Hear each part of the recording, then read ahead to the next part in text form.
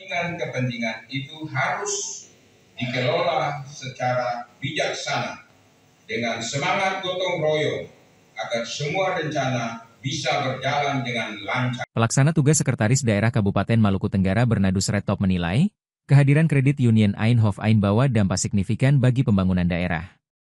Hal tersebut ia sampaikan saat mewakili Bupati Malra M. Taher Hanubun dalam rapat umum anggaran di Ballroom Hotel Filia, Langgur, Sabtu 1 Maret 2025.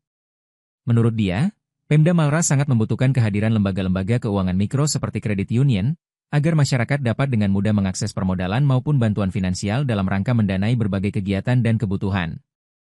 Selain itu, bagi Retop, kehadiran kredit union juga membawa indikasi bahwa perekonomian Malra terus mengalami perkembangan pada sektor jasa. Ditambahkan, tujuan dari organisasi keuangan mikro dengan pendekatan koperasi ini adalah untuk mewujudkan keadilan sosial bagi seluruh masyarakat.